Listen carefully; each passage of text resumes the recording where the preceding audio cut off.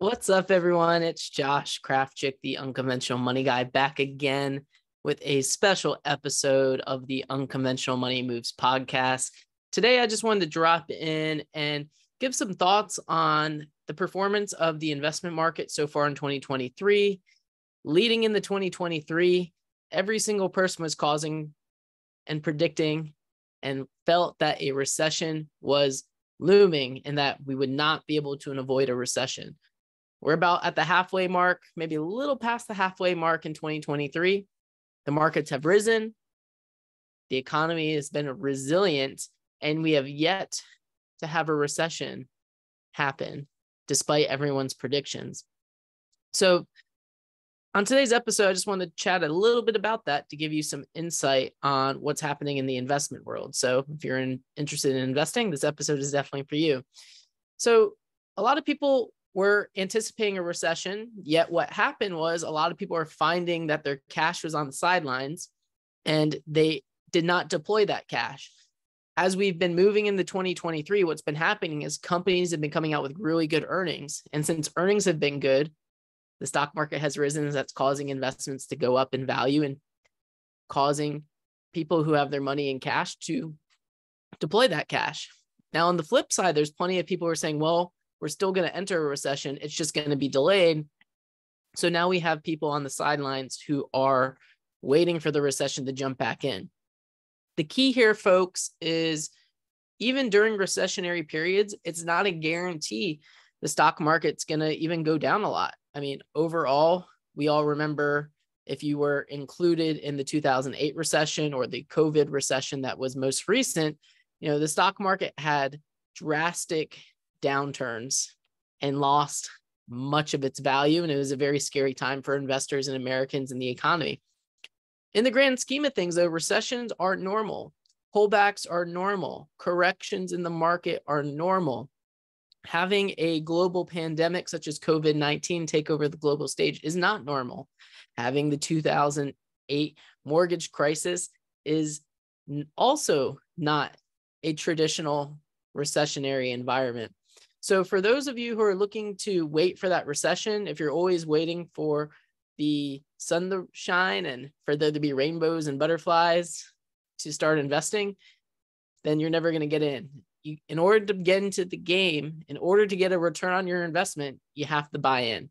Without a buy-in, without putting money in, you can't get a return on your investment. So looking forward, things are still looking very positive. The Federal Reserve may continue to raise interest rates even a little bit. They may even stop. They may even pull back. This whole looming recession is all because of the interest rates rising so quickly. The Federal Reserve needed to start raising their interest rates higher, and they didn't. And the stock market performed very, very well. Like people were seeing phenomenal gains in the markets. And now that they're trying to play catch up, that's why we felt this pain over the last 18 to 24 months. I mean, some people have been investing for 2 years and you may not even seen a return on your investment.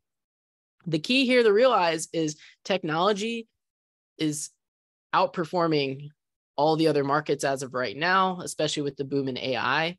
So looking into AI, you want to start identifying where money is flowing into those sort of companies, because with artificial intelligence, what that'll do, it will increase productivity. So if we're able to increase productivity, that's going to allow our economy to continue to grow and allow us to have the rate of returns that we want to see with the investments in the markets.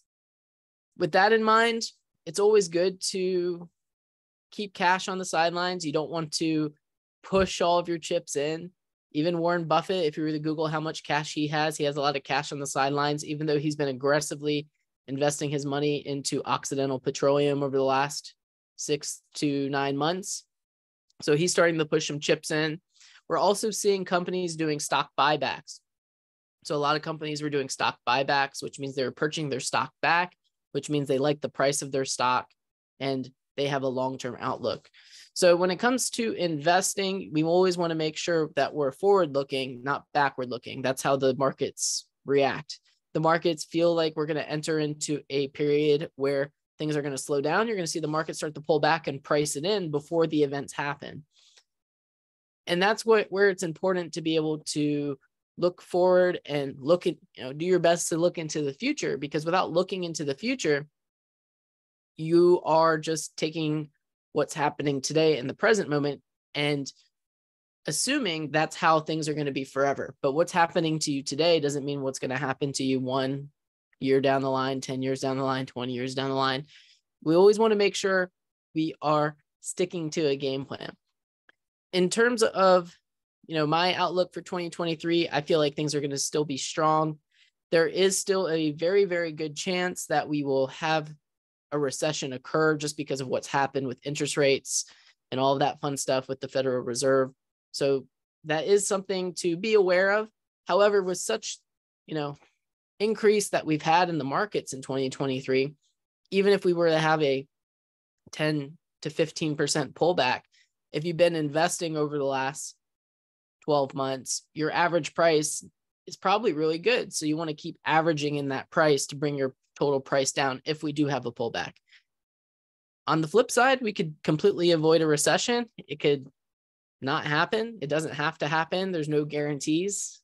Past performance doesn't guarantee future results. And even if the smartest people in the world feel a recession is necessary, that doesn't mean it's going to happen.